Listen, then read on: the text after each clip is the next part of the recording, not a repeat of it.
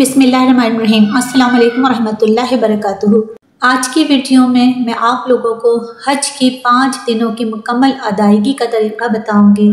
सबसे पहले मीना की रवानगी की तैयारी करेंगे। सबसे पहले गुस्ल करेंगे। गुस्ल करने के बाद एहराम बांधेंगे और 2 रकात नफिल नमाज अदा करेंगे। हज की नियत करेंगे।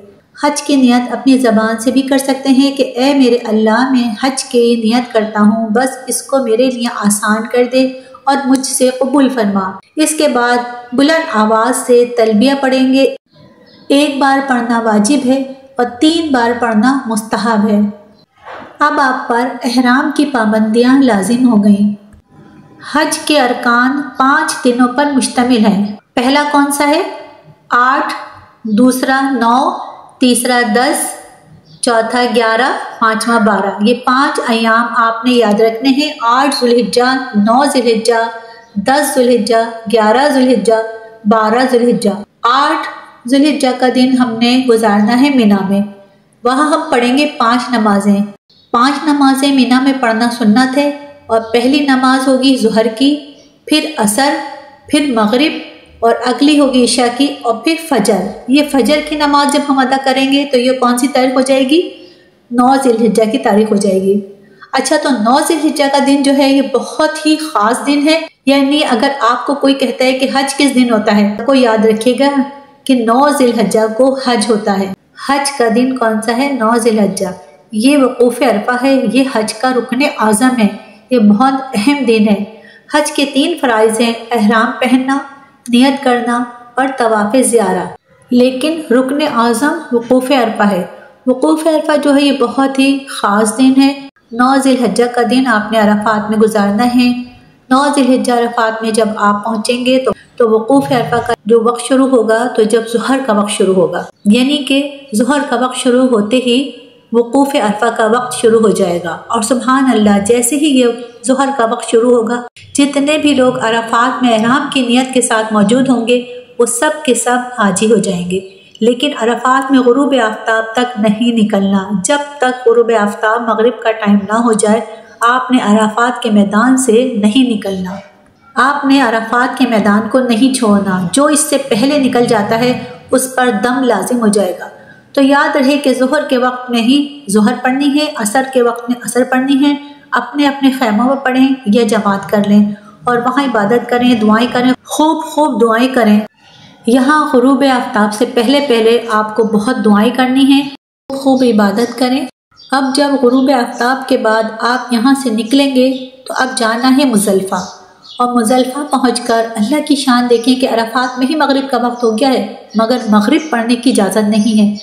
मुज़दलिफ़ा में भी मगरिब और इशा पढ़ेंगे, मगर इशा का वक्त शुरू हो जाने के बाद, यानी कि इशा का वक्त शुरू हो गया, अब मगरिब और इशा पढ़ेंगे। और इसको मिलाकर पढ़ने का तरीका यह है कि मगरिब के पहले फ़र्ज़ पढ़ेंगे, फिर इशा के फ़र्ज़ पढ़ेंगे, फिर मगरिब के सुन्नते नवाफिल और फिर इशा की सुन्नते वित्र नवाफिल वगैरह पढ़ेंगे।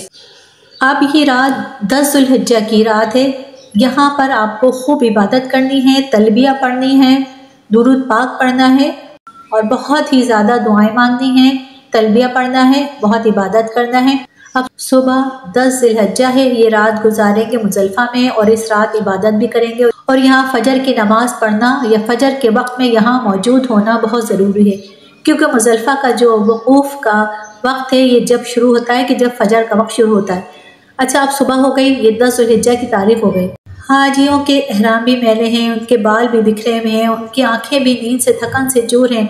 ये सारी दुनिया की ईदों से अच्छी ईद है, क्योंकि आज 10 तारीख है, ईद का दिन है। क्योंकि अल्लाह को ये मैला कुचैला हाजी बड़ा ही पसंद है। आज ईद का दिन है और हाजी को 3 काम करने हैं। 10 ज़िल्हिज्जा को 3 काम करने हैं और ये तीनों काम एक तरतीब के साथ करना बड़ा ज़रूरी है। याद रखिएगा, पहले हाजी ने क्या करना है? इसको रमी करनी है, यानी शैतान को कंकरियाँ मारनी है। बड़े शैतान को इस दिन एक ही जमरे को, एक ही शैतान को कंकरियाँ मारनी है। 7 कंकरियाँ मारेंगे। रमी करने के बाद हाजी ने कुर्बानी करनी है। अच्छा, रमी कर ली तो कुर्बानी जो भी करने वाला है उसको बताएंगे कि मैंने रमी कर ली, वो इसको कुर्बानी हो जाएगी। कुर्बानी हो गई तो इसके बाद हाजी ने हलक करवाना है या कसर करवाना है, बाल उतरवाने हैं। अब वो एहराम से फारिग हो गया। 8 को तो एहराम पाना था और 10 को फारिग हो गया। अब सारी पाबंदियाँ एहराम की ख़त्म हो गई।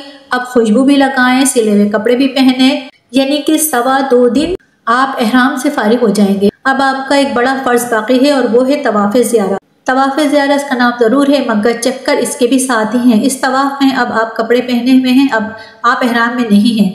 अब आप अपने लिबास के साथ बड़े सुकून के साथ तवाफ़े ज़ियारत करेंगे। और फिर एक वाजिब है, वो है हज की साई। तवाफ़े ज़ियारत और सही आपने करनी है। तवाफ़े ज़ियारत का जो टाइम है वो 10 को भी कर सकते हैं, 11 को भी कर सकते हैं, 12 की गुरूब आफ्ताब से पहले पहले करना है। तीसरी ईद को मगरिब की नमाज का वक्त शुरू होने से पहले पहले किसी भी वक्त तवाफ़े ज़ियारत किया जा सकता है। और जो तवाफ़े ज़ियारत के बाद करने वाली हज की सही है वो अब कभी भी कर सकते हैं, 12 के बाद भी कर सकते हैं, लेकिन अब बेहतर है कि तवाफ़े ज़ियारत के साथ कर लें ताकि ये कंप्लीट हो जाए।